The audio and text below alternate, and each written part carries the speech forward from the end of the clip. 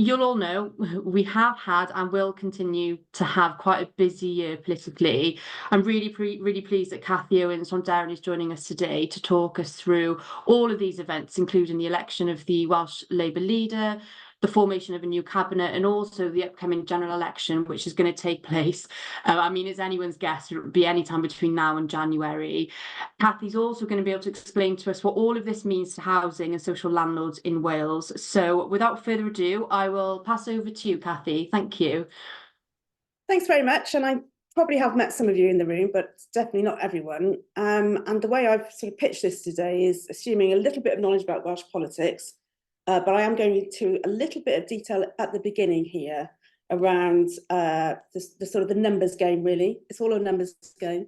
And I'm going to be talking about the elections in Wales and why we have the politics we have, what in terms of why we have the Welsh government that we have, and what might happen in the general election as well this year. And please do ask me any questions. We've got the chat going on, and I'll answer them as best as I can. But this is always where I like to start, because this is effectively devolved politics. This is the Senedd, and this is the number of Senedd seats won by each party since the start of devolution, which explains quite a lot. So you can see there, you know, of the 60 seats, Labour have been dominant in getting between 26 and 30 since the start of devolution. I think there's a couple of arguments here for me why it looks like this. Is that Welsh Labour have led a pretty sort of centre-left platform for the last 20-odd years. So they've reached over from the centre really over to quite the left position, and there's really not enough room then for anybody else to walk into that space as easily as I suppose what happened in Scotland in terms of comparison with SNP. So what you have there then is a position where Labour generally gets 35 to 40%, and we have a system which is not which doesn't necessarily deliver majority government. So Labour have found a way to work in terms of minority with the other parties, and what they've been very lucky about is that the opposition parties are just about split equally in terms of the Conservatives and Plaid Cymru. And as long as you've got a split opposition of those numbers, you're sort of okay. There's that one point in the middle, though, and I think we have to remind ourselves of this, 2007, when there could have been an alternative to a Labour government. But lots of things happened all at the same time. The Labour government in London was very unpopular. There was a very nice Conservative Party leader here in Wales who was very easy to work with in terms of the other parties. So there was an opportunity then, and it very nearly happened. It was a couple of votes away from happening in terms of an alternative to the Labour government. And usually at this point, this is where we say, because the fundamentals aren't changing, even though the electoral system may change, well, what we usually tell clients at this point is, so, what we've got here is a Labour government with a little bit of Plaid Cymru in it in terms of the cooperation agreement. And unless the fundamentals change, we will have that at the next election as well. Two things: the electoral system is going to be a bit different, so it will be mildly different. Unless something changes, though, the proportions should be the same. And that thing that could be different is if Welsh Labour goes through a rather torrid time, which I think you might have noticed may be happening right now. It hasn't affected the polls too much yet, but there is a propensity for things to get a bit worse for the new First Minister. So at the moment, what we've got to go with is what's in the polling. We've got a Labour government with a little bit of Plaid Cymru, and we will continue to have that as well. Let me just move on a little bit here. So this is what we have at the moment. And you can see here that Labour have got a minority government. You can run a minority government any day of the year. You only need 31 votes once a year, and that's once to do your budget, and then whenever you pass a new piece of legislation. And you don't have to pass any legislation, so really it's once a year. So you have to be able to pass a budget. So they have to work with one other party, or they have to get one other vote from somewhere in here to get that budget through. Otherwise, they don't really have a government. And in this scenario, what they've got is a sort of agreement with Plaid Cymru which is a 2-year budget agreement on a policy basis. So there are some policies agreed with Plaid Cymru.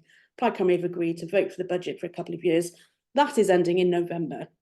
It could end before that if things get a bit worse for Vaughan Gethin, but it doesn't include the next budget. So the big issue for you guys is that he is going to have to do a deal with the opposition on the next budget. And you can see how those debates around the 30-31 have a huge impact on your funding, because clearly the budget for housing, the housing support in particular, was a real defining issue in terms of the budget. From the draft budget position to the final budget position, the changes around housing and around apprenticeship funding were really key. So organisations or sectors like yours that are good at making the case for frontline services, you'll need to do that again and again and again, and you'll have to do it again for the next budget, because money will still be very tight. The Welsh Labour government will still be trying to find where they can make cuts, just because there's just simply no money left.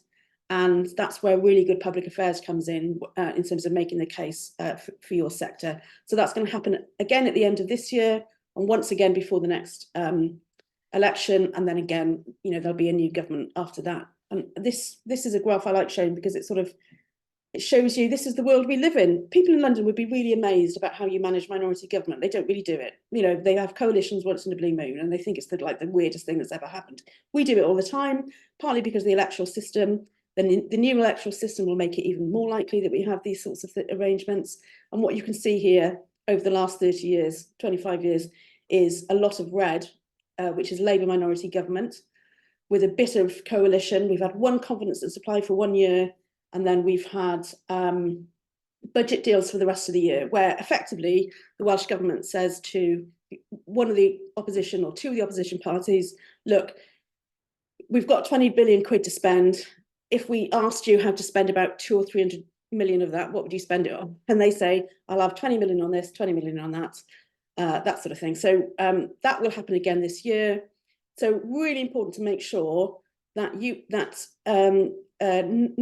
increases in housing funding is agreed with Plaid Cymru as much as it is with the Welsh government. And of course, Jane Dodds will be playing a more significant role this time around. So very important to make sure that you've spoken to the Lib Dems and Plaid Cymru about what their budget priorities are, because that's going to be a real test for Vaughan Gethin at the end of this year. He thinks he's having a difficult time now. We wait till the budget process. So that's the Senedd numbers. Let me just have a quick move on. Before I get to I'm going to talk about the general election, what we think is going to happen.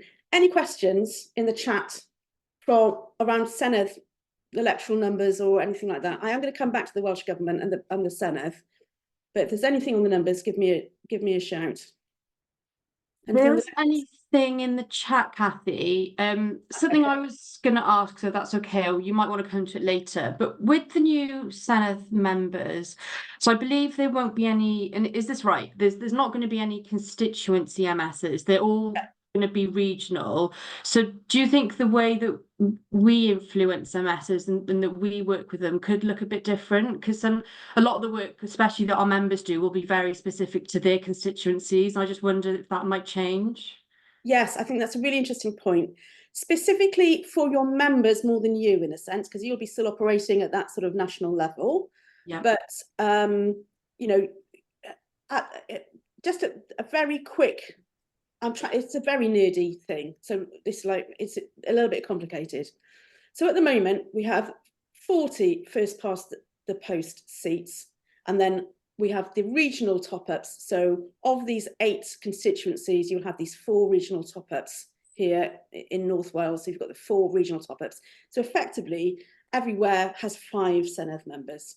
So if you're doing a project in Ynys Môn, you've got the local Ynys Môn Senedd member to speak to about your local project, but you've also got, the MS for North Wales. So if you need to talk to somebody in a different party, for example, they also represent that area. So every area has got 5 MSs, and that's going to change to 6. Isn't that fun? So what we're going to do, instead of having first past the post, what we're going to do is firstly, we're going down to the 32 constituencies because of the boundary changes that are happening in Westminster. And the way I'm describing, and then what we're doing is each constituency is going to be twinned with the one next door in order to select 6 members.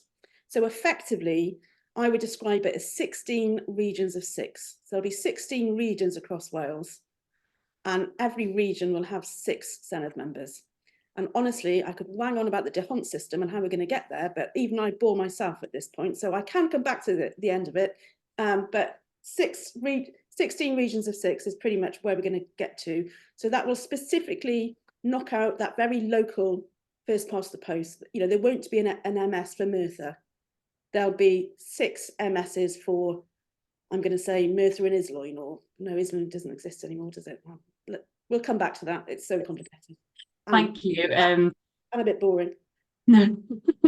So not to everyone. We do have one more question in the chat from Helen, and I think you touched on this, and is related to the change from first past the post. But will the proposed increase to Senedd members change Labour's stranglehold on power? what a pejorative term. You could Strongholds, probably. right, or democratic representation, one of the two, whichever you wanted to go with. Yeah. Just look, I mean, are the fundamentals going to change? Quite potentially, given what is going on in the Senedd. I don't know if you watched the Senedd yesterday. It's quite fun to watch, depending on which side of the aisle you sat.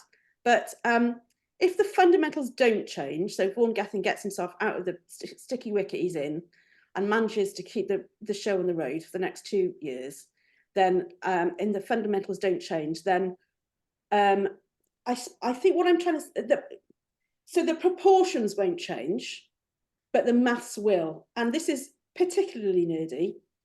What you can see here is that this system keeps small parties going. So you only needed about 6 or 7% in a region to get a regional seat, and that's how the Lib Dems managed to get 5 seats all that time. The new system, we think, is going to have a higher threshold for the 16 regions of about 12%. So you might even see the Lib Dems locked out completely. You won't unlikely to see some Greens. So you might just have 3 parties in the Senedd. That would be a bit of a thing. But effectively then, you're locked in that ballet dance of are the Conservatives in a position to work with another party?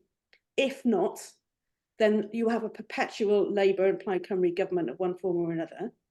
And then you've just got to assume that the Conservatives will not be so, I'm going to say batshit. Sorry to say that, don't write that down. But like, you know, it's like at some point they have to realise they're going to have to make some, you know, common cause with other parties in the Senedd.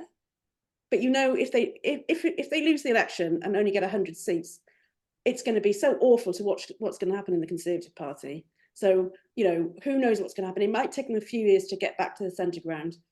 But you know, we'll come back to that. I need to move on a bit because this is like quite niche at this point. But we will come back to the general election. So the proportions will be the same. And again, we need to plan for this similar sort of government. General election, this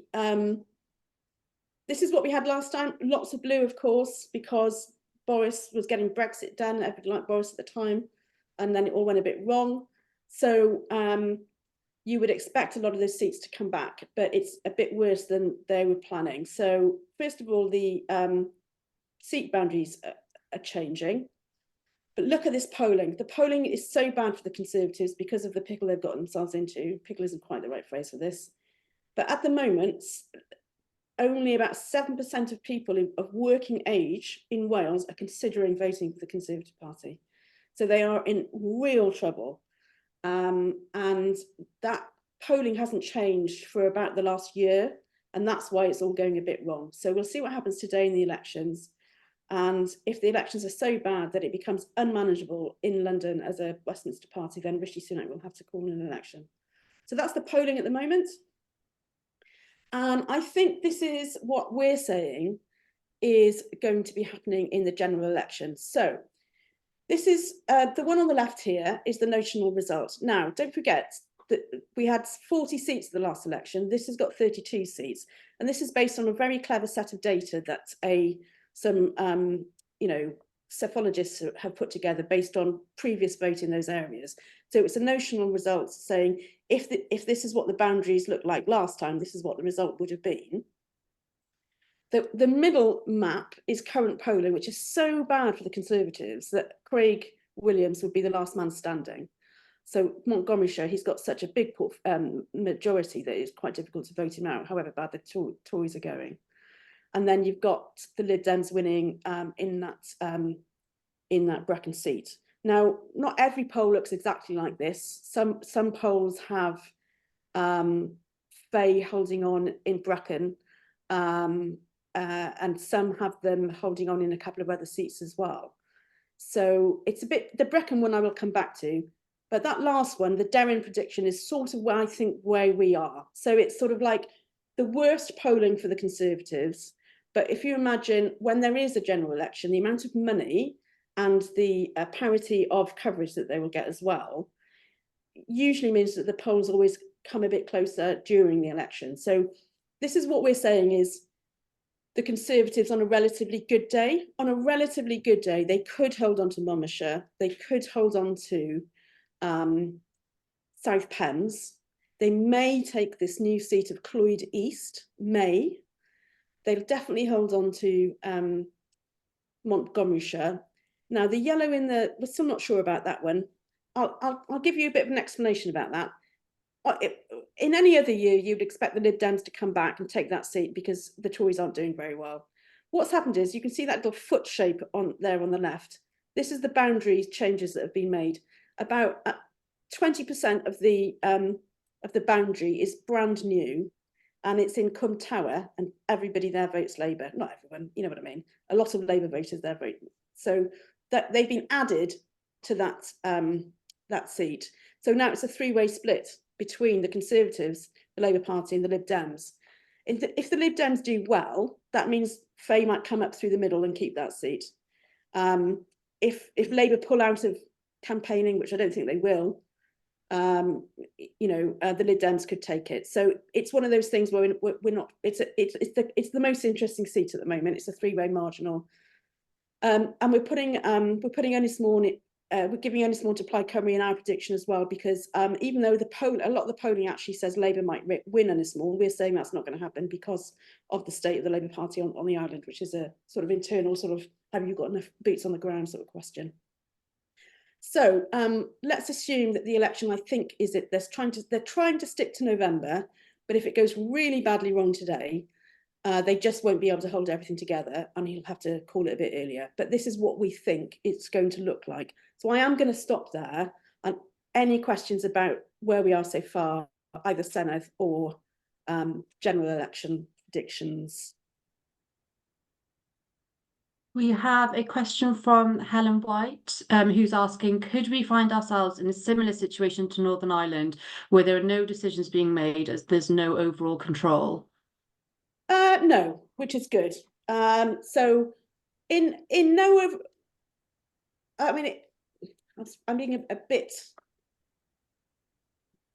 it could go wrong. There was a time, because I used to work in the Welsh government quite a while ago now, when Roger Morgan was the First Minister, and there was like a very sort of there was not very many West Wing moments. But if people watch the West Wing, when he walks back up to the capital to try and break the deadlock in the budget, there was one of those, let's just say, because none of the opposition parties would agree to the budget. And it was getting very, very close to budget day. And eventually the opposition parties and Labour made some more sort of compromise, because effectively you've got to be able to pay the nurses on the 1st of April. If you don't have a budget, you can't spend the money. So sort of sense prevailed effectively. So you could have a situation where the opposition parties were so angry and the Welsh government absolutely refused to compromise, and then it starts getting a bit hairy. But I'm pretty certain that wouldn't happen. A compromise would be made. It just makes we've generally been quite good at managing these budget negotiations behind the scenes most years. sometimes in the early days, it was much, much more difficult. But, you know, one of the things you've got to give to the Welsh Labour leaders, they are quite good at compromise. They've been able to make deals to keep them in power and effectively. And so one would expect that. But that is a really interesting point about Vaughan. You know, we all know what he's like as a, you know, in terms of a politician who can present his platform and, you know, can do things on the, you know, without notes, all those sort of, but what sort of a politician is he behind the scenes in terms of these deals with opposition? We don't know yet. So that's a really interesting thing to look out, you know, even if he gets over this patch, what sort of First Minister is going to, how is he going to work with his colleagues to get back on track? And how is he going to work with opposition parties? And do they just sense blood? You know, frankly, it's going to be quite difficult. So let's just see what he's like as a First Minister, I suppose. That's his big challenge. Mm-hmm. Any other questions on that? Well, we have one more. Daniel's asking, if we see a non-Labour government in power who can't control a coalition or deal, who is the projected lead and how different are their housing policies? I think we're overstating that this might go very, very badly wrong at this point. So let's not do that because, you know, Labour have 30 seats in the Senedd. Any government is going to have a Labour First Minister. You know, there is no situation at the moment with Labour having 30 seats out of 60 that there isn't a Labour First Minister. I mean, Adam Price did have a bit of a go at that. It went very badly wrong. You know, it's very difficult to be First Minister from being third. You know, and I don't think Andrew R.T. Davies is going to be First Minister between now and the next election. Sorry, Andrew. So, you know, a solution will be found. I think what we're saying is, yes, Vaughan is in a really difficult position right now, but he'll either weather it, turn it around a bit, or if it goes very, very, very badly wrong, there'll be another election or he'll be replaced as First Minister. But I actually can't see that happening because we're just not used to that sort of politics in Welsh Labour in the last 25 years. But you know, if anything, is Welsh Labour politics is too dull to allow that to happen. Don't write that down. Chatham House rules. Anyway. Thank you. I'm sure Andrew R.T. Davies will forgive you for being realistic. Besties these days. You mentioned funding, Cathy, yeah. And what Labour-run councils like to do and Welsh Government like to do is blame the funding situation on Westminster.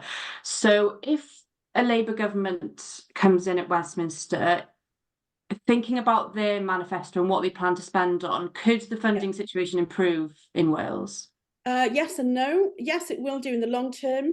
In the medium term, potentially. In the short term, no. So there will be no panacea.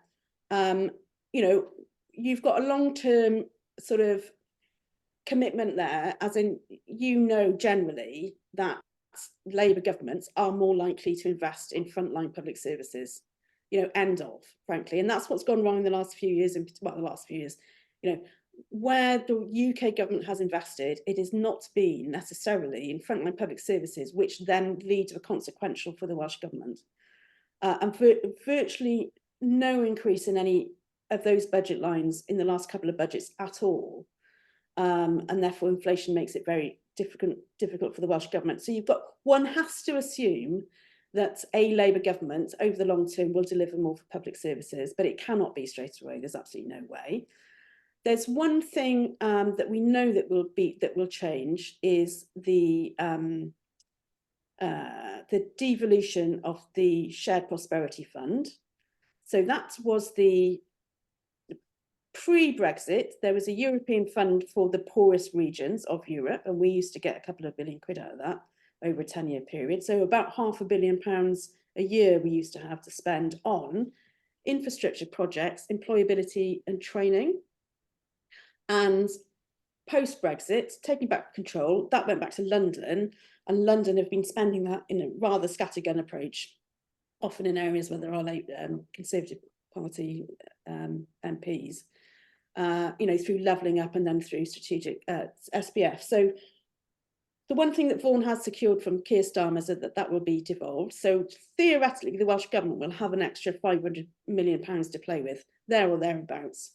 but it will need to be spent on things that are appropriate to the Welsh Government's vision around infrastructure and training and skills. So I would say a lot of that will be going on green infrastructure, and potentially on things where, the things they like spending on, those areas where there's a bit of shared interest between the public sector, potentially your sector, potentially the private sector. So, on a project, these may be local authority led, and that's where your interest is in working with them. So those sort of infrastructure projects which might involve investing in a solar farm as part of a new residential development, as part, with a housing association that is on local authority land. You can sort of see those sort of projects may fit into that category for some funding. So theoretically, there should be a bit of extra funding for that, but there won't be a general increase in revenue funding, I don't think, for a good few years, because the state of the public finances are so difficult. Okay, that's really helpful. Thank you. I'll let you move on, because I think we could probably talk all day, and I'll come back to any other questions towards the end. Right. Okay. So here we are. I'm sure you all watched with interest the Labour leadership election. Oh my goodness! I tried to stay out of it. I could see what was going to go. I was like, oh God, this is going to be really bad. So I was totally Switzerland. Thank goodness. So, as you know, that donation has caused all sorts of problems, and the fact that the result was so close as well. So this is not the cabinet that Vaughan was hoping to appoint on day one. And I think there's two things there, one of which is the amount of compromise he had to make with, I wouldn't say his opposition, that's not quite, but the group of people that were supporting Jeremy. And also that I have to say, I don't think there was enough planning in place. So I think this is Vaughan, thinking about being First Minister for a very long time, but not actually thinking about what would happen on day one. So there were certain things behind the scenes that meant that he had to make further compromises, I think. So this is not the cabinet he wanted to have, but this is the cabinet we have for, I'm going to say, 12 months.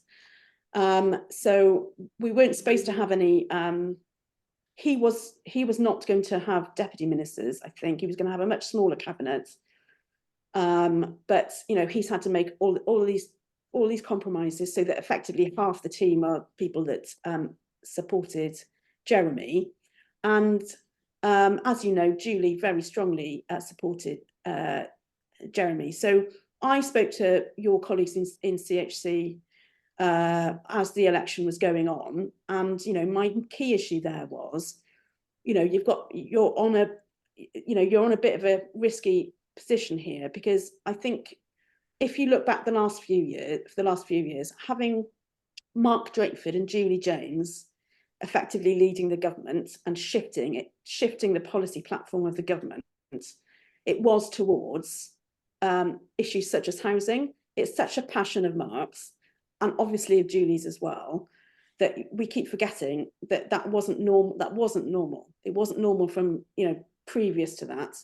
But Mark, as you know, is far more interested in public services, vulnerable people, housing and other issues than, for example, shiny, big, economic development type issues. So that was always going to be a risk when Mark stood down and maybe, took Julie with him in a sense. So we were a bit concerned about what might happen, and that we were going to have a minister that came in that, of course, was going to be committed to housing associations and social housing, but wasn't as driven potentially, and wasn't as passionate about it, and wasn't as good a minister. Because my argument is that Julie's quite a good minister because she makes change happen and she drives her officials around her, whereas other ministers, I would say, sort of manage what's in front of them.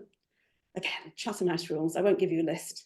Well, you can always ask. Anyway, so Julie, I think, I'm just going to say, I think you're very lucky you still got Julie. That's my personal opinion, but this is somebody who knows about housing, is invested in it, is passionate about it. Yes, she'd like to spend some more money on it, and they haven't got any money, but she is somebody who understands it and is willing to work across the sector.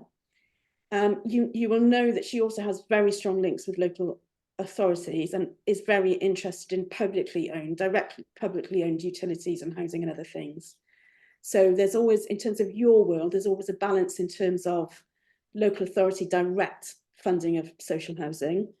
And what she'll be looking for is continued investment and continued partnership between housing associations and local authorities. So that's always something that's really important to her as well. And I know that's a little bit of a balance for you. She's already highlighted that, you know, there may not be enough money to reach the manifesto commitments in terms of social housing, but she will be fighting for it. There's absolutely no doubt. She's also got a lot more time on her hands now. So I would say she's got more time to visit things, as long as they're not in planning, because, you know, she can't do that. But she's got much more time in her diary. I would get her out and about. And she's also, you know, still influential behind the scenes. Let's just say behind the scenes at the moment is quite a difficult place to be. I think we all know that. You don't need me to give you much more detail. But Julie is always going to be a minister that has a very strong direction within government. So I think of all the people on this image, I think you're lucky you still got Julie, if I'm allowed to say so. Before I go on, has anybody got any questions about that cabinet or any of the changes since Vaughan has become? I mean, you know, Vaughan's manifesto wasn't spectacular on housing, but it's not spectacularly bad either. It's effectively just carrying on what the Labour government has in its manifesto, and he's put a strong minister in that place. So I can't see a spectacular amount of change in policy at all at this point. I mean, I don't know if anybody has a different view of that or anybody has got any questions. We've got a few questions. One around Dawn Bowden in her new brief for social care, what that might mean. Oh, I see. Yes, because a lot of your members also run residential care. Do deliver, exactly. Yeah. Yeah. Well, firstly, I think it's somebody who actually understands what being a social care assistant or a nurse in a registered home setting, you know, what their roles are like. Because I would remind you, she was the Unison rep for the health service, and I think, and social care, I think, a few years ago. So this is something she's not coming into it absolutely new. But she hasn't worked in this patch before, as you know, because she did sport and culture before. And I just think that you are not going to see a huge amount of change. So she hasn't come in with a strong vision for change in social care. She's going to come in and manage what's in front of her, but also in terms of focusing on the manifesto commitments that are in there. But she's really nice to work with and will always listen to you as a sector. So I think having somebody there, I think it was Julie Morgan that was there before, wasn't it? I mean, you've got somebody there who I would say is very close to Vaughan. So I would use that. I would use that closeness to Vaughan. You know, she had always been supportive of him. So I think that would be a bonus in this situation. Whether it's going to be huge change, Okay. I'm not sure. Great. I've got two questions, but if possible, and I think you can do this with these questions, one worded answers, because we've only got just over 20 minutes left. Right. Will 20 mile an hour be scrapped? No. And no, yeah, thought that was the answer. And do you think Julie will last the next Senedd election in her current post? Will last as, oh, I see what you mean. As housing minister. Yes, but you're right to ask the question. I think this is a compromised cabinet. I think in a year's time, he will look at this cabinet and say, which of you are not standing in the next election? And he's going to ask them, he'll do a reshuffle where a few of them may move on. He will ask a couple of his colleagues to come in.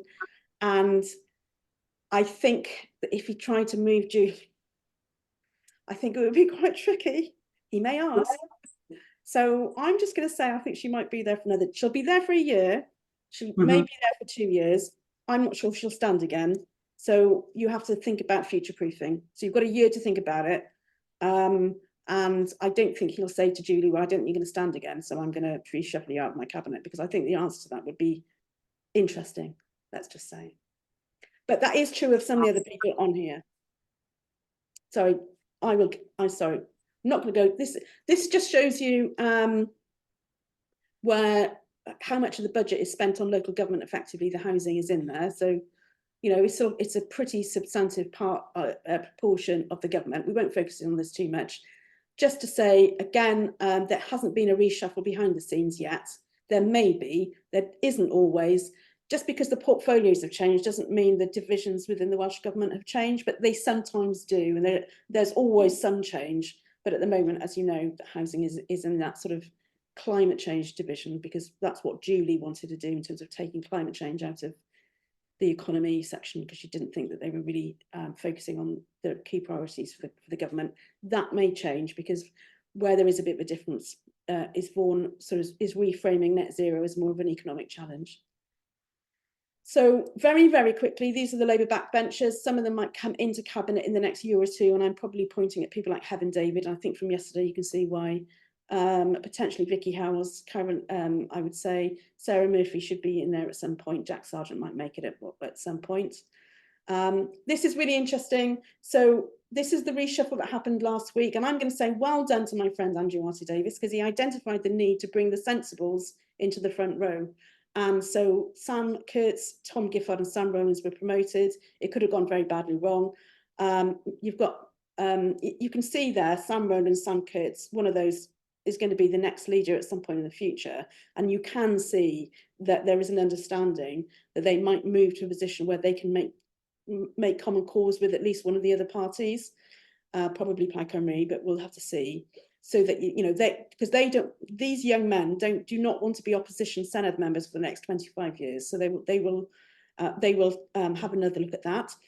You know, Mark Isherwood, he is lovely. He really is interested in your area. I would just say he's been there a while, you know, and hasn't made a, you know, it's like he is really quite interested in terms of policy. So he will take on board your ideas.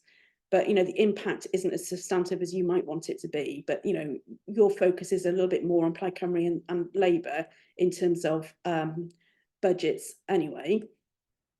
And then I would say that we might have a leadership election here before the Senedd elections. I think after this general election, they might decide now might be the time to have the row. They've been trying to avoid having that row.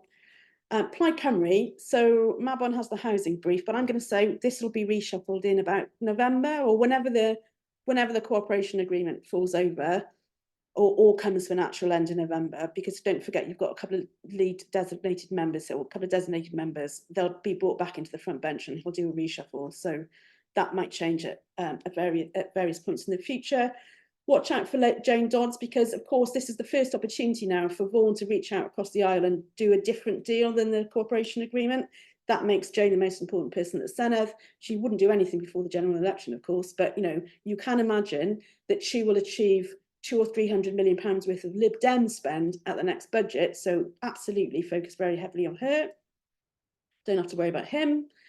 Now, what are we noticing about this picture of the local government and housing committee?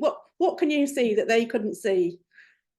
All men. Yes. I mean, it's like, wow, did they not notice this? And like, clearly that's a bit of a problem, because of course, why would women be interested in, like, you know, local services or housing or anything like that? Anyway, so yeah, so interesting. So you've got this slightly rejigged committee just because of that sort of the reshuffle, and Lee Waters, always fun. And I think actually, you know, he's always a really good backbencher in the sense of a committee, you know, scrutiny. So two things, a new person to have interesting conversations with about alternative funding or whatever it is, because he's, you know, very good at those strategic issues. And he can also press the Welsh Government in a way. Well, yesterday was quite interesting. I don't know if any of you have seen that.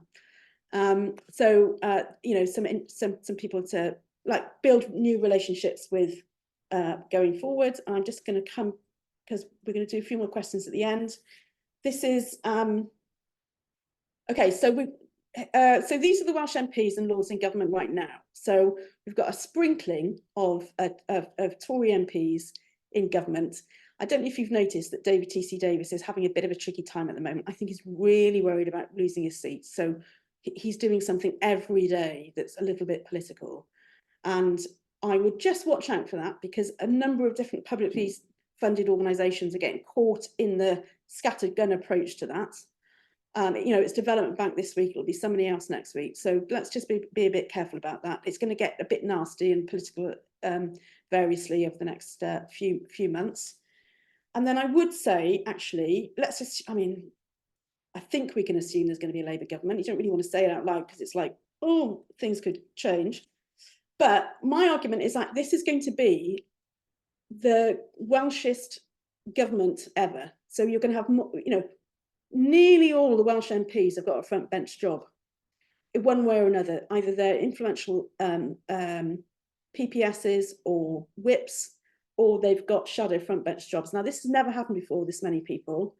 So one assumes all of these will be on the government payroll one way or another. They won't necessarily be in the same jobs when he does his cabinet reshuffle.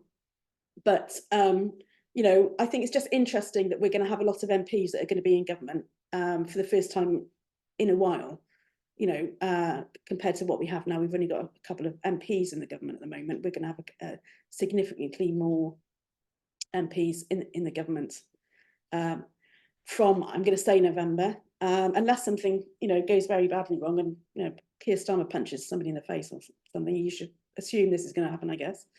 So I'm going to finish there, but very happy to go back to any of the other slides to talk in more detail about. That's fantastic. That's amazing. Thank you so much, Cathy. We've got 15 minutes for questions now, so please let us know in the chat what you'd like to ask Cathy. On that last slide, I was going to ask, and this is two-pronged approach. So from our point of CHC and then from our members, if we were to influence a few of those Welsh MPs who might end up being on the front bench, who do you think who would be the best MPs? Well, you know, I quite like saying that women are taking over the world. There's a very influential group of women on here and a couple of others you can't see. So Carolyn Harris is not on here, but that's because she has such a strong relationship with Keir. She doesn't actually need a job, if you know what I mean. She's influential in different ways. And so she's very important. So I think that she has Keir's ear. So a very important person. And then Jo Stevens also, but I would say Jess Morden on this picture. Jess Morden, she has had a stellar career behind the scenes, but I think we're about to see the breakout. Not quite sure what she's going to do after the general election, but she's going to be very, very important. She's created a career that isn't necessarily about high office in terms of ministerial office, but she's a very important person behind the scenes, very close to the leadership team. So I think that Jess, Jo Stevens, Carolyn Harris are going to be, you know, quite significant in terms of the overarching leadership. And then who knows where the rest of the MPs might end up. Okay, brilliant, thank you. And Helen has asked, can you see a Labour Westminster government allowing more devolution to Wales, for example, tax raising powers, and could this see further divergence in housing policy? No. So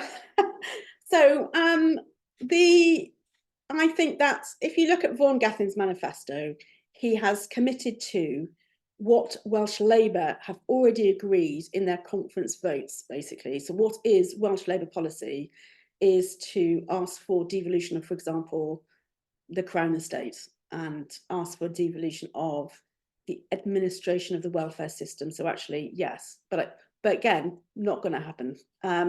So he's agreed to sort of what's in the Labour manifesto already, the Welsh Labour agreed position, and he does have a really strong relationship with the leaders team. So the fact that he's got better relationships with the MPs than Mark Drakeford did stands him in good stead to have those relationships and to secure more from the UK government. But I think his focus will be to secure more funding from the UK government, with funding for, you know, big projects here, there, or everywhere, funding in terms of shared prosperity funding. He is not going to die in a ditch about expanding devolution, I think is the phrase I would use. You know, his focus is going to be on elsewhere. His focus to begin with is to keep the ship going and to help Labour win the general election. Then it will be about managing public services. It's already about trying to change some signalling around 20 miles an hour and other things that are around the general election more than any. It's more about comms. It's not to do with actually changing a huge amount. It's like, have we been listening to people in the run up to the general election? And then it's going to be about potentially working well with the UK Labour government.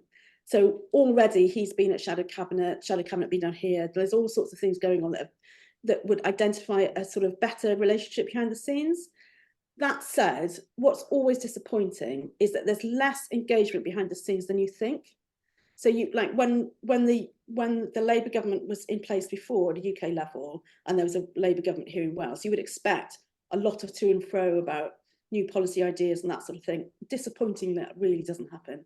So the people writing the Labour manifesto for the general election won't have spent a lot of time talking to their counterparts in Wales about what went well and what went badly in policy terms. I think it's really disappointing. So I'm hopefully going to do a little bit of work on that, because there's a new think tank which is linked to the leadership team and Labour in government and what it might look like. You know, when you hear about these phrases like a mission-led centre-left government, the mission-led government I, as Keir Starmer, is going to run, all of that language is coming from that sort of direction. And they've looked at lots of centre-left governments around the world and say, how, you know, what ideas can we take from them, but not why. It's really, really tricky. So we're going to do a bit of work on that. And I would say that some of the innovations in housing are some things that the UK government should learn.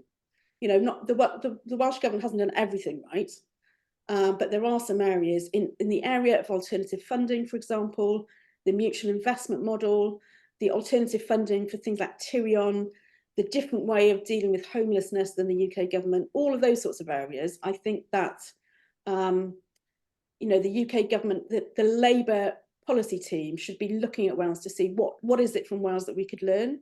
So I think you might see something about that. But the number of times the Welsh housing minister has met her counterpart in the housing lead in London will be, I'm not going to say zero, but not very much. I know it's a bit disappointing, but yeah, it's disappointing and surprising. I did wonder, because with Vaughan putting those policies into his manifesto, like devolution of welfare, I wondered how much communication had been with Keir or the Labour team centrally for him to put those policies in, but it doesn't sound like there probably wasn't very much. No. Well, you know, in the sense that those were Welsh Labour policies that were agreed only at a Welsh level, so either at conference in Welsh Labour or at WEC, which is the Welsh Executive Committee. So, you know, the UK Labour Party has not agreed to that, I think, is what I'm saying, and then is not going to be spending all his time on that. And I don't think the answer is yes. I wonder if I felt like at the Jeremy Corbyn type era, it felt like Labour tried to distance themselves a little bit from UK Labour, because I think they really rebadged themselves as specifically Welsh Labour, because of all the controversies and things were happening around with Jeremy Corbyn. But I'll move on from that. Stuart's asking, who are the most important MSs in terms of understanding the way Labour runs, and who runs the show behind the scenes? Oh, that's a really good question, isn't it? Well, in terms of, I mean, let's face it,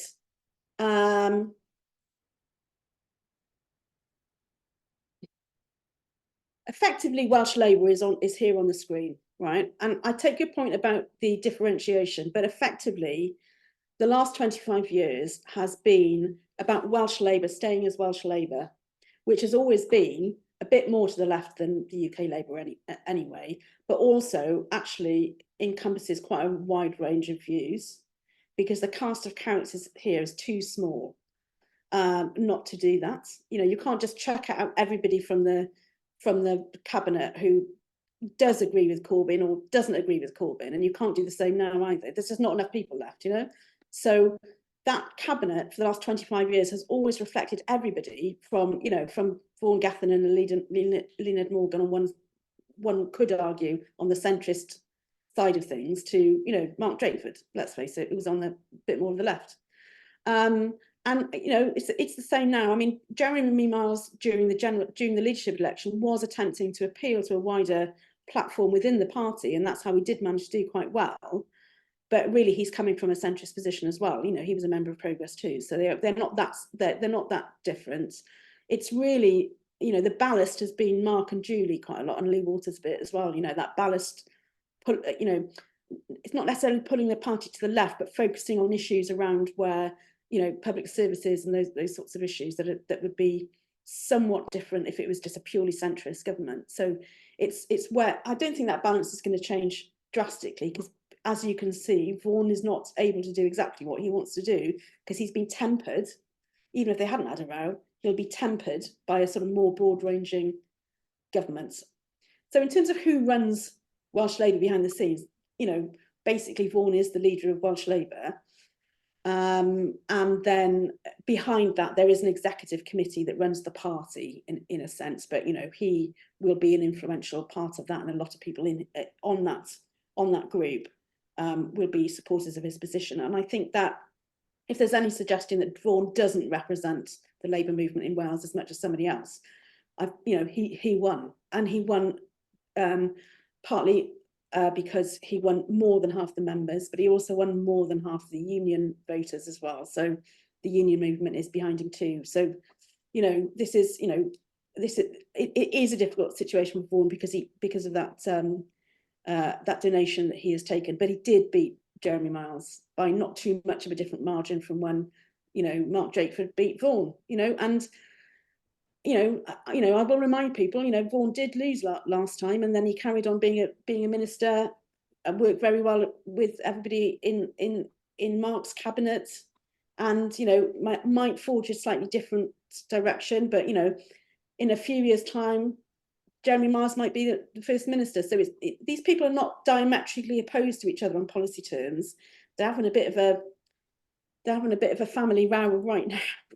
But it's not on policy necessarily. So they aren't diverging down a different route. It's how Julie can keep housing at the forefront of the decision making is what we're going to see in the next few months. And I think if anybody's met Julie, she's quite good at that. Mm-hmm. And how much influence do Welsh MPs have on Welsh MSs? How much connection is there in reality? And I think linked to this question, it reminded me of the split that was with the leadership campaign, how most of the MPs were supporting Vaughan, but the MSs supported Jeremy, which just felt like there was a bit of a split. There is an element of that, and you can see that because, you know, however, you know, they didn't want to say it out loud, you know, Vaughan Gethin does come from a slightly different position in terms of devolution, and that's from his origin story. I mean, this goes back like 25 years when he was coming up through the ranks of like Labour students and then TUC and all sorts of other things. And he's got a really solid group of friends that came up with him, and they're all from that, like, sort of, I'm going to say Blairite, that's not quite the same thing, but the context in which they became young Labour activists has shaped them quite strongly, and that includes people like Jess Morden, but it also includes people like Jane Runnacles, who's been the senior spad for the last 5 years, and those sorts of people. So, you know, we're not talking about anything substantially radical, but I think his focus very much is more on let's fix the public services rather than have a row about constitution, and that was always going to be the case. That said, when you saw the manifestos of Jeremy and Miles Jeremy and Vaughan in the leadership election, they weren't that different. So Jeremy couldn't find a way to describe a very different platform to Vaughan's, which is why he couldn't create enough of a difference to win over more people. They were competing for the same people in the middle, and there weren't enough people on the left to take him over the line, if you see what I mean. Brilliant, thank you. Okay. Oh, sorry, you did ask me about MPs. Okay, this is also behind the scenes stuff. Some of the MPs will get on with their local MS really, really well, and some of them will not. And you've got to find out which ones. Like, sometimes it's really good to do joint events between, you know, Chris Elmore and Huw Rankin-Davies on housing. And then in other areas, do not involve the two Senedd members, the MP and the MS. Just do it differently. So you've got to sort of work out who has good relationships with who, and work out who's going to be influential. And what you don't want to do is get yourself in a situation where somebody who's an MP is telling somebody who's the housing minister that she's getting it wrong, basically. You know, you don't want to be in a position that you have created another family argument within the situation. You want to be in a position where you know, the housing minister fully understands what you're trying to do, and that you work with her to try and deliver that, and that you know, you work with other sensible people on the opposition benches and on the Labour backbenches here to try and drive change in policy, which is about innovation and new ideas, and keeping the Welsh Government's feet to the fire on delivery and funding. But you wouldn't necessarily use the MPs to do that, I would argue. As a strategy, that wouldn't be the best way of doing it. Okay. Thank you. And we're on to our very, very last question, and it's a huge question, but I'm going to be really cruel and give you 1 minute to answer it. What's your long-term view on independence in Wales? And just to relate it to housing, how do you think that might affect housing if there is independence? Not going to happen. Next question. Sorry, it has. I mean, we're talking about 20 to 30% of people who are interested in independence. And a lot of the increase in the last 10 years has been driven by, and I will be a little bit pejorative at this point, a really terrible Conservative government in London. So, you know, ever since Boris Johnson started doing what Boris Johnson did, the increase in the number of people that support independence is because they want a bulwark against a terrible Conservative government, rather than we want independence. And I think that if there's any lessons from Brexit and hard borders and all those sorts of things, is, you know, that's why Scottish independence gone back on its feet as well, because not just because the SNP is imploding, because people realised that it was always going to be more complex than people could see. So, and all the data, all the analysis, all the work is going on is showing that you know, it's perfectly possible for Wales to be an independent nation, but there will be a lot less funding for social housing. You know, frankly, there'll be a lot less funding for those people that rely on public services. So I think that in itself would scare too many people. But you know, I'm not whether I have a view on it, because of course I helped run the last devolution referendum for more powers. But you know, it's at the moment people in Wales are not interested in that as a solution to the issues that we have now. They're waiting for a Labour government to come in, and we'll see what happens. So I think it's always predicated on how bad people think the UK government is of whatever colour. Okay. Thank you so much. It's now, we've just gone over 2 o'clock. That was a fantastic session, Cathy. Honestly, I could talk to you all day about this, and given the engagement we've had in the chat, I think we could have easily had a 2-hour session. I think it would be really, really good if we could continue sessions like this, you know, a more regular basis. Perhaps we'll see what our members think of that. But I'm going to close up now. Thanks so much everyone for coming, and hope you have a good rest of the day.